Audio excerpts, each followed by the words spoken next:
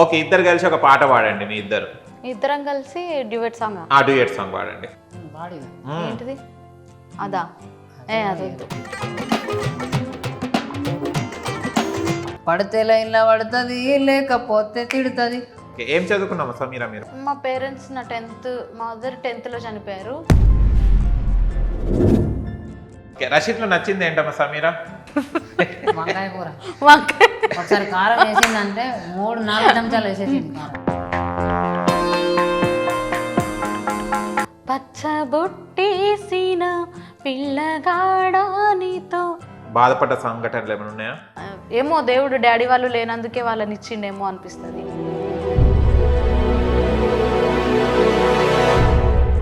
మా వాళ్ళు మా ఇంటి కాడ, అరే మా వాళ్ళు మా ఇంటి కాడ మంచి జేజమువ్వలు వండుకున్నారంటో, మా వాళ్ళు మా ఇంటి కాడ.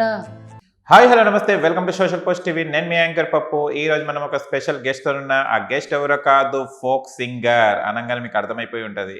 రషీద్ అండ్ సమీరా ఇద్దరితోని ఉన్నాము ఇలా మన స్టూడియోలో. అండ్ కొన్ని సాంగ్స్ పాడుతూ తన లైఫ్ ఇప్పుడు ఎలా ఉందో తన మాటలు తెలుసుకొని ప్రయత్నిద్దాం. అన్నిటికీ ఎప్పుడు ముందుండే నేను, నీ వెనకే ఎప్పుడు పడుతూ ఉన్నాను, ఎవరికి ఎప్పుడు తల వంచని నేను, నీ పట్టి చూసేటందుకు తలనే వంచాను. హాయ్, హలో, ఎలా ఉన్నారు? మీరు హాయాలో కంటే నమస్తే పెట్టడం మంచిది. అయితే పెట్టాలి మళ్ళీ. నమస్తే. నమస్తే నీకు, అట్లనే సోషల్ పోస్ట్ టీవీ అందరికి. సమీర్, ఇట్లా ఉన్నప్పుడు బ్లైండ్ ఉన్నప్పుడు అంటే నువ్వు ఇప్పుడు మంచి స్థాయిలో ఉన్న ఒక రషీద్ అంటే యూట్యూబ్లో కానీ అందరికీ తెలిసిన వాళ్ళు ఉన్నారు, తెలంగాణ ఆంధ్ర అందరు తెలుసు దాదాపు. అంటే చిన్నప్పుడు నీకు హేళన చేసిన వాళ్ళు ఎవరైనా ఉన్నారమ్మా? బాధపడ్డ సంఘటనలు ఏమైనా ఉన్నాయా? ఉన్నాయి, చాలానే ఉన్నాయి. అంటే ఎందుకు బ్లైండ్ వాళ్ళకి స్టడీస్, ఎందుకు బ్లైండ్ వాళ్ళకి ఒక లైఫ్ అన్నట్టుగా వద్దనుకున్న వాళ్ళు ఉన్నారు. కానీ మా డాడీ వాళ్ళు ఏం వద్దు, దేవుడిచ్చిన సంతానమే మా బిడ్డ, మేము ఎందుకు అట్లా వద్దనుకోవాలి అని చెప్పేసి మా డాడీ వాళ్ళు నన్ను తీసుకెళ్ళిపోయారు. హాస్పిటల్లో చాలా వద్దన్నారు. ప్రతి విషయంలో మా డాడీ నాతోటి తోడుగుండేవాళ్ళు. మా డాడీకి నేను ఒక సింగర్ అవ్వాలనే ఆశ ఉండేది.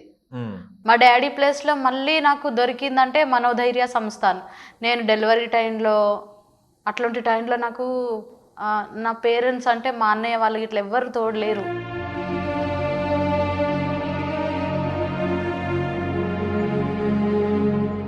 ఈ మనోధైర్య సంస్థ నడిపిస్తున్న చందు అన్న వాళ్ళ ఫ్యామిలీ వాళ్ళు నా డెలివరీ టైంలో చాలా అంటే చాలా ఇబ్బందులు వచ్చినాయి.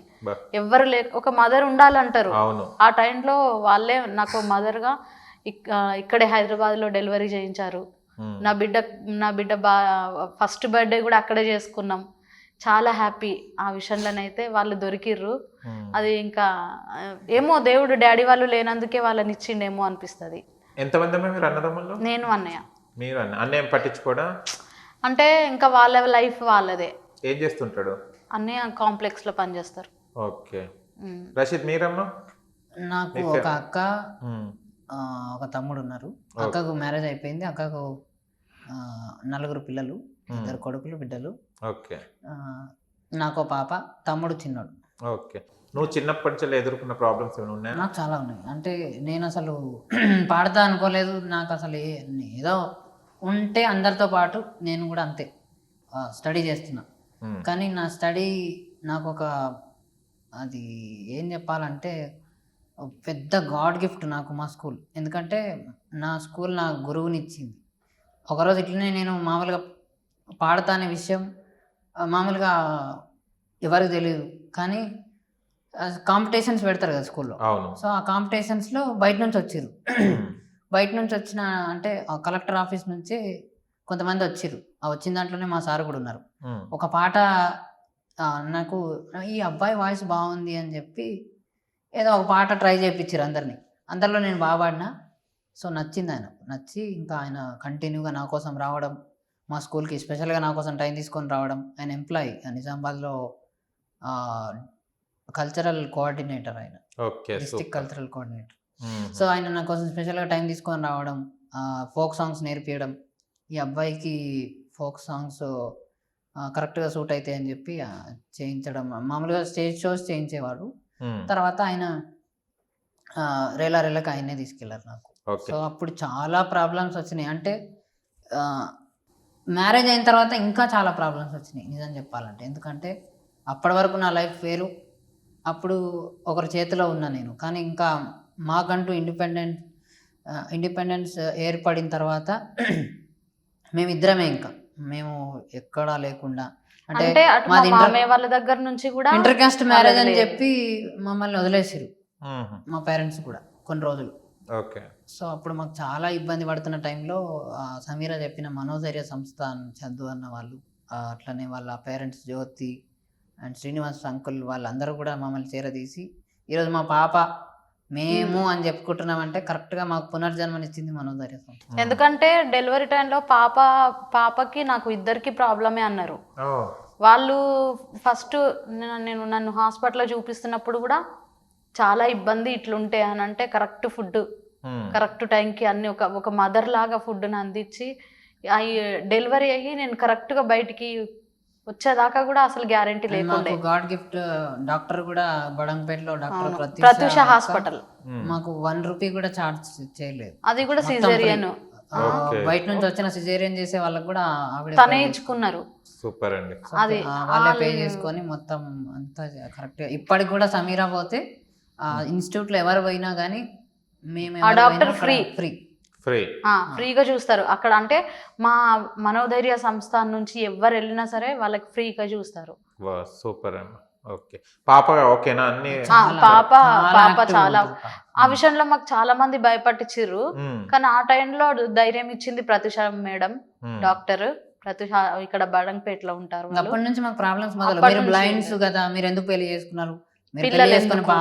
చాలా తప్పు చేసిర్రు, పెళ్ళే ఒకటి అనుకుంటే మేము ఒకనికి పిల్లలు ఒకటి. మ్మ్. చాలా అంటే చాలా. ఇప్పుడు మేము చాలా గర్వంగా ఎందుకు ఫీల్ అవుతున్నాం అంటే మేము నిజంగా ఒక మంచి స్టేజ్ లో ఉన్నాం. ఇబ్బంది పడ్డాం, కష్టాలు పడ్డాం, చాలా అంటే చాలా. ఒకనొక టైంలో చనిపోవాలి అనిపించేంత కష్టం వచ్చింది.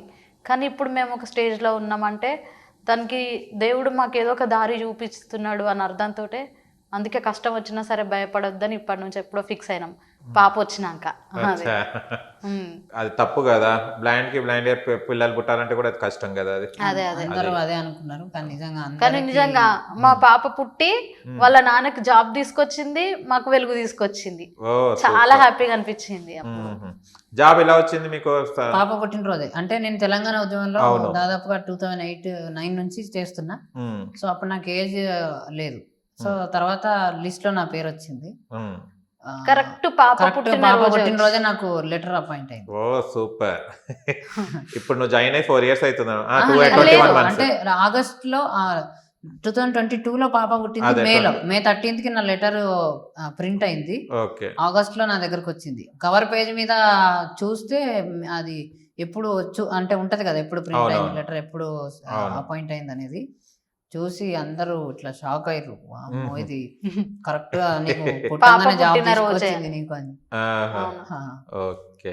అంటే ఇప్పుడు జాబ్ రాకముందు ఏం చేసేవాళ్ళమ్మా ఇవి షోస్ కాకుండా? ఇంకా మీరు ఇంకా షోస్ చేస్తుండే వాళ్ళం. యూట్యూబ్ అప్పుడప్పుడు టీవీస్ లో శ్రీదేవి డ్రామా కంపెనీ అట్లాంటి వాటికి వెళ్ళాము. అయితే ఇప్పుడు ప్రోగ్రామ్స్ కి వెళ్ళినప్పుడు అంటే కొంచెం అందరు కామన్ గా ఉన్న వాళ్ళు ఉంటారు. ఇప్పుడు మీలాంటి వాళ్ళు వెళ్ళినప్పుడు ఎలా హేళన చేయడం కానీ లేకుంటే టీవీలోకి వచ్చిన తర్వాత అట్లాంటివి టీవీలోకి వచ్చినాక అట్లాంటివి ఏం లేవు. మ్యారేజ్ అని చెప్తున్నా కదా, అంతకు ముందు ఏదో మామూలుగా మా చుట్టాలు కూడా మమ్మల్ని చూడడానికి రాకపోతున్నా. అంటే ఇప్పుడు నేను టీవీలోకి రాకముందు చుట్టాలు కూడా వీళ్ళ ఇంట్లో కరెక్ట్ గా తినడానికి ప్లేట్స్ సరిగా ఉండయి, వీళ్ళకి ఎందుకు అది అని. టీవీలోకి వచ్చిన తర్వాత మా ఫ్యామిలీని కొంచెం గౌరవించడం. మీ ఫ్యామిలీలో ఒక సింగర్ అయినాక రషీద్ అంటే ఒక బ్రాండ్ అని అప్పటి నుంచి మా మామయ్య వాళ్ళనే అందరు దగ్గరికి తీస్తున్నారు. అప్పట్లో చిన్నగా ఉన్నప్పుడు చిన్న పిల్లలు ఉన్నప్పుడు మా మామయ్య ఒక్కరే పిల్లల్ని తీసుకొని ఇబ్బంది పడుకుంటూ ఉండేవాళ్ళు. మా అత్తయ్యకి హెల్త్ బాగుండకపోయేది. మా అత్తయ్య కిడ్నీ ఫెయిల్ అయిపోవడం వల్ల చనిపోయారు. ఆయన చనిపోయినాక మళ్ళీ సెకండ్ మ్యారేజ్ చేసుకున్నారు మా మామయ్య. సో అప్పుడు కష్టాలు కొంచెం తగ్గినాయి కానీ ఇంకా మ్యారేజ్ అయిన తర్వాత ఇంకా మాకు మొదలైంది. అవును, అంటే మీరు చెప్పిన కదా అట్లా inter caste plus inter religion. ఆయన ముస్లిం, నేను వేరే హిందూ. దాంతోనే ఉంది ప్రేమకి ఏముంది. కానీ నేను ఆయన కోసం అది ఒప్పుకోదు కదా, కొంతమందికి అట్లుంటది అన్నమాట. కానీ నువ్వు ఒప్పుకున్నావు కదా, చాలా అది డైరెక్ట్ గా వెళ్ళి ప్రపోజ్ చేయడమే చాలా గ్రేట్. నీకు అసలు నీ ధైర్యానికి మొక్కాలి. అదే అందుకే నేను మళ్ళీ ఆయన కోసం ఎట్లాగో నాకు ఎవరు లేరు, ఉమ్, నాకు అన్ని ఆయన చూసుకుంటున్నప్పుడు ఆయన కోసం కన్వర్ట్ అవ్వాలి అని ఉమ్. నేను ముస్లింలో కన్వర్ట్ అయిపోయాను. ఓకే. అప్పుడు ఈయననే నాకు సమీరా అని పేరు పెట్టి. నీ పేరేముండే ఫస్ట్? నా అసలు పేరు దీపా ఉండే. దీప. Okay, super. దీప నుంచి సమీరగా మారింది. సమీరాకు మారింది. ఓకే, ఇప్పుడు సమీరగా మారిన తర్వాత ఫస్ట్ మాకు ఒక పాట కావాలి ఇప్పుడు. ఓకే, లేట్ అయిపోయింది మాకు ఇప్పుడు కదా. అవును. మట్టి మనిషినండి నేను, మాణిక్యమన్నారు నన్ను. మట్టి మనిషినండి నేను, మాణిక్యమన్నారు నన్ను. పల్లె కోయిలమ్మ తెల్లవారి కూసి కోతి నా పాట. పంట చేనులోన పైరు కంటి పైరగాలి నా తాళం. ఈలేలో ఈలేలో నా నవ్వే ఉయ్యాలో. ఈలేలో ఈలేలో నా నవ్వే ఉయ్యాలో. Wow, super. ఒకటే ఇంట్లో ఇద్దరు ఉన్నారు, ఒకటికి పోటీపడి పాడుకుంటుంటారా? మీరు పోటీ పడుతుంటారా ఈ పాట ఆ పాట అని? ఇంట్లో ఏం పోటీ పడము, ఆ. ఇదిగో ఇట్లా ఇంటర్వ్యూస్ ఉన్నప్పుడు పోటీ పడతాం. ఓకే, ఇద్దరు కలిసి ఒక పాట పాడండి. మీ ఇద్దరు ఫిమేల్ గా మీరు, ఆయన రషీద్ పాడతారు. ఇద్దరు పాడండి ఒకసారి, ఇద్దరు కలిసి. ఇద్దరం కలిసి డ్యూయట్ సాంగ్. ఆ డ్యూయట్ సాంగ్ పాడండి. పాడిగా ఏంటిది అదా? అదొద్దు, వద్దు. అది అందరు విన్నారు చాలా మంది. ఏది వస్తుంది నీకు? పాడు, లేకుండా పాడండి. పచ్చబొట్టేసిన పిల్లగాడానితో పచ్చి ప్రాయాలని పంచుకుంటానురా. జంట కట్టేసిన తుంటరోడానితో కొంటి తంటాలని పెంచుకుంటానురా. జన్మారాటమై వేచి ఉన్నానే నీ ముందరా. చేయి నీ చేతిలో చేరగా రెక్క విప్పిందే నా తొందర. అంటే ఇది ట్రాక్ తోటి అయితే బాగుంటది, అవునవును. ఇలా అయితే ఏంది ఇది కూడా చాలా మాకు చాలా బాగుంది. పచ్చబొట్టేసిన వాడు ఎప్పుడు వేసిండు పచ్చబొట్టినే? ఆల్రెడీ నా మనసులో వేసేసి. ఓకే, రషీద్ లో నచ్చింది ఏంటమ్మా సమీరా? ఆయన మంచితనం. అంటే నేనైనా కొంచెం మొండిగా ఉంటా కావచ్చు, కానీ ప్రతి విషయంలో అర్థం చేసుకునే మనస్తత్వం ఆయనకు ఉంది. ఎవరిని కూడా అంత ఈజీగా కోప్పడరు, ఎవరిని కూడా అంత ఈజీగా హర్ట్ చేయరు. ఓకే, ఆయన హట్ అయినా పర్లేదు కానీ ఇంకొకరు హట్ అవ్వద్దు అనుకునే మైండ్ ఆయనది. అందుకే నాకు ఆయన ఆయన ఆయన మంచితనమే నాకు నచ్చింది. సూపర్. రషీద్, నీకు సమీరా దానికి నచ్చింది ఏంటిది? సమీరాలో నాకు నచ్చిందంటే ఆమె చికెన్ కూర వండియడమా? కాదు కాదు, అంటే కొంచెం కోపిస్టి. అవునా? కొంచెం చాలా కోపిస్టి, తీపి ఎక్కువ. దానికి ఇట్లా మాహిష్మతి అంటది కట్టప్ప టైప్లో. కానీ ఆ కోపం వచ్చిన తర్వాత వెంటనే తొందరగా రియలైజ్ అవుతుంది. అంటే అరే నేను కోపడ్డా కదా అని చెప్పి సారీ చెప్పాలా వద్దా అంటది. కానీ మరి అనుకోకుండానే సారీ చెప్తుంది ఎవరికైనా సరే. నా తప్పు నాదే, ఇక ఏం చేస్తాము సరేలే అని చెప్పి తొందరగా రియలైజ్ కావడం అనేది ఇష్టం. ఇంకోటి ఏంటంటే టైంలో ఎంత కోపంలో ఉన్నా సరే ఇద్దరం కలిసి ఏదైనా పని చేస్తాం. అంటే సపోజ్ ఎవరికైనా ఆపద వచ్చింది, మేము అప్పుడప్పుడు బ్లడ్ డొనేషన్స్ అట్లాంటి ప్రోగ్రామ్స్కి మెసేజెస్ ఫార్వర్డ్ చేస్తాం. లేకపోతే మాకు తెలిసిన వాళ్ళు ఎవరైనా ఉంటే బ్లడ్ డొనేట్ చేసే వాళ్ళు ఉంటే వాళ్ళకి చెప్పి పంపిస్తుంటాం. అట్లాంటి టైంలో నేను ఒక్క మాట చెప్తే, లేదా నా మెసేజ్ నా ఫోన్లో మెసేజ్ చూసిందంటే చాలు ఆ మెసేజ్ వేరేలో పంపించడం, లేకపోతే చెప్పడం, లేకపోతే చిన్న చిన్నగా ఎవరికైనా మనీ అవసరం వచ్చిందంటే మా దగ్గర ఒకవేళ ఉంటే అది ఎంతైనా సరే మేము ఇచ్చేస్తాం. అట్లాంటి దాంట్లో అంటే ఆ కోపంలో కొంతమంది ఏం చేస్తారంటే నన్ను నడవకుండా ఎట్లా ఇచ్చినాం ఇంకా పెద్ద అవుతుంది గొడవ. సో అట్లాంటి నాకంటే ముందు ఉంటుంది ఇస్తామని చెప్పి. కోపంలో కూడా మంచి పని చేస్తారు, ఆ మంచి పనులకి తొందరగా రియాక్ట్ అవుతుంది. ఓకే, అది నాకు ఇష్టం. సమీరా కొంచెం గుంటూరు కారం తినడం మానే. ఉప్పు ఎక్కువ తింటది. ఉప్పు ఎక్కువ తింటదేమో. ఓకే, మరి రషీద్ కూడా కొంచెం ఉప్పు పెట్టా, ఆయనకు కూడా కోపం వస్తుంది. నేను ఉప్పు తిని ఇట్లా ఇంకా ఇట్లానే ఉన్నా, నాకు కోపం ఎందుకో రాదు. ఓకే, ఏ వంటకం మంచిగా వండుతుంది మన సమీరా? కూర అంటే ఇప్పుడు నిజం చెప్పాలంటే ఒకసారి వండడానికి ట్రై చేసింది కానీ చెయ్యి అయ్యో కాలిపోయింది. ఓకే ఇంట్లో నన్ను వంట చేయనియరు. వంట అవునులే. చేయలేదు. ఇంకా మానిపించేసినాం మేము. ఓకే ఇప్పుడు ఏది నీకు వండి వండి పెట్టాలనిపిస్తుంది నీకు రషీద్కి నాకా ఉమ్. నాకు వంకాయ కూర వంకాయ ఒకసారి కారం వేసిందంటే 3-4 చెంచాలు వేసేసింది కారం. ఒకసారి ఆ, వంకాయ కర్రీ కానీ వండినప్పుడు ఆ రోజు నేను అట్లే తిన్నా బాగానే ఉందని చెప్పి తర్వాత ఆమె తిన్న తర్వాత ఇంత కారం ఉంది ఎట్లా బాగుంది అన్నావు కదా అంటే "నువ్వు కారం కాదు నేను నువ్వు వండిన ప్రేమను చూస్తాను." ఓ ఆ రోజు వంకాయ కర్రీ వండేసినప్పుడు ఆకలితో ఉన్నాం మేము. అచ్చా ఇంకా తొందర వండే ప్రాసెస్ లో నేను ఏం చేసినంటే కొంచెం ఎక్కువ కారం వేసేసి ఉమ్మ్. కావాలని వేసింది ఇప్పుడు కవర్ చేసుకుంటుంది లేదు కోపం మీద కొంచెం కాదు, ఎక్కువ మళ్ళీ చాలా ఎక్కువ వేసింది. మళ్ళీ మా మామయ్యకి ఫోన్ చేసి అడిగితే మామయ్య కారం ఎక్కువైందంటే అందులో ఇంకో కొంచెం టమాటాలు వేయి అచ్చా ఏం కాదు తగ్గిపోతుంది అని మళ్ళీ చెప్తే అప్పుడు వేసుకొని మళ్ళీ తిన్నాం. అంటే అప్పుడు మేము హైదరాబాద్ లో ఉన్నాం, Okay. వాళ్ళు నిజామాబాద్ లో ఉన్నారు.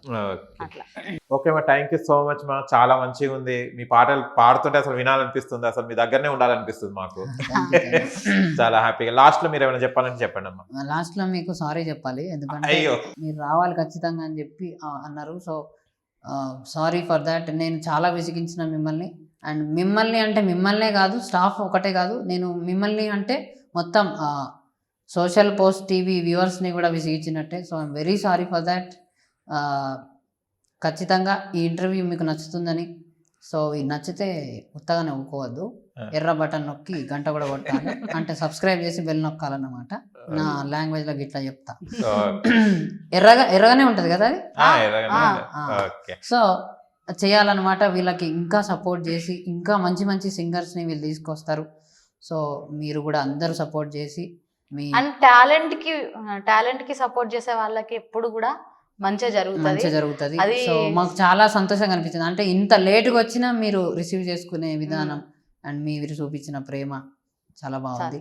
Thank you very much. Thank you. అలా విసిగించడం ఏం లేదు, మీరు ఎప్పటికీ మా ఇంటి వాళ్ళే, మా సోషల్ పోస్ట్ ఛానల్కి సంబంధించిన వాళ్ళ ఫ్యామిలీ మెంబర్సే మీరు కూడా. ఎందుకంటే మీతో చేయడం మా అదృష్టం. ఎందుకంటే ఇంత మంచి టాలెంట్ చేసాం. రషీద్ని కాదు, రషీద్ టాలెంట్ని మేము గౌరవిస్తున్నాం, ఇలా రషీద్ని గౌరవిస్తున్నాం. అది అన్నమాట మీతో అంతే. అదే చాలా తక్కువ మంది ఉంటారు టాలెంట్ ని గౌరవించే వాళ్ళు. అండ్ ఒక్కటే, టాలెంట్ ని అస్సలు మిస్ చేసుకోవద్దు. మీకు దేంట్లో ప్రతిభ ఉందని మీకు తెలిస్తే దాన్ని డెఫినెట్ గా మీరు అది ఎంత కష్టమైనా సరే నెరవేర్చుకోండి. అండ్ ఫైనల్గా ఒకటి చెప్తున్నాం, ఎవరైనా ఇట్లాంటి వాళ్ళు బ్లైండ్స్ కానీ ఆర్ఫన్స్ కానీ ఉంటే మీకు ఫ్రీగా కంప్యూటర్ ట్రైనింగ్, అలాగే మీకు ఎంతవరకు చదువుకోవాలంటే అంతవరకు చదువుకోవడానికి అండ్ ప్రతి ఫెసిలిటీని కల్పించడానికి మనోధైర్య సంస్థాన్ అట్ బాలాపూర్, దాని care of address Balapur Mallapur మధ్యలో ఉంటుంది, ఎయిర్పోర్ట్ నియర్ ఎయిర్పోర్ట్ అనమాట, ఎయిర్పోర్ట్ రూట్లో. సో అక్కడికి వెళ్ళండి. సో ఎవరికైనా ఫ్రీనే. ఎవరైనా ఊర్లో అంటే ఒక్కరోజు ఎగ్జామ్స్కి పనుండి వాళ్ళకి ఎక్కడ ఉండాలో తెలియకపోయినా, అంటే రిలేటివ్స్ ఎవరు లేకపోయినా హైదరాబాద్లో, వాళ్ళకు కూడా అక్కడ ఫ్రీగా అన్ని ఫెసిలిటీస్ ఉంటాయి. అండ్ దీన్ని కంపల్సరీగా మీరు చూపించండి అన్న. ఎందుకంటే మనోధైర్య ఎప్పుడైనా విజిట్ చేయండి, అప్పుడు మేము కూడా వస్తాం. ఎందుకంటే ఇది చాలా జెన్యూన్ గా నడుస్తుంది. ఏ ఫండ్ లేకుండా. దానికి ఉదాహరణ మేమే. ఈ రోజు నేను, మా పాప, మా ఆయన మేము హ్యాపీగా ఉన్నాము అంటే కారణం ఇప్పుడు మేము మాత్రమే మీకు కనిపిస్తున్నాం, కానీ మనోధైర్య సంస్థానంలో వాళ్ళ వల్ల హెల్ప్ చేయబడి హ్యాపీగా ఉన్న వాళ్ళు చాలా మంది ఉన్నారు, చాలా టాలెంటర్స్ ఉన్నారు. సో మీరు ఒక్కసారి మా కోసం విజిట్ చేసి చూడండి, ఎందుకంటే ఇది చాలా జెన్యూన్ గా నడుస్తుంది. మీరు ఎన్నో సంస్థల గురించి, ఎన్నో ఫౌండేషన్స్ గురించి వినుంటారు. దానికి వేరుగా అన్నిటికీ జెన్యూన్ గా ఉన్నారు వాళ్ళు. మా అలాంటి వాళ్ళకి చాలా హెల్ప్ఫుల్ గా ఉన్నారు. మీ తరఫు నుంచి కూడా ఏదైనా చిన్న హెల్ప్ వాళ్ళకి దొరికితే, ఇది జనాలకు తెలిసేటట్టు మీరు చేస్తే వాళ్ళకి చాలా ఉపయోగపడుతుంది. చాలా హ్యాపీ చేద్దాం. కంపల్సరీ మనం కలిసి ఒకసారి వెళ్దాం, ఒక టైం తీసుకొని. ఓకేనా? ఓకేనమ్మా, థ్యాంక్ యూ సో మచ్. నమస్తే. నమస్తే. ఓకే, చూసారు కదా ఫ్రెండ్స్, మీకు గనక మా వీడియో నచ్చిన లైక్ చేయండి, షేర్ చేయండి, కామెంట్ చేయండి, సబ్స్క్రైబ్ ఛానల్ అక్కడ గంట సింబల్ టంగున కొట్టండి. నేను మీ యాంకర్ పప్పు. Bye bye.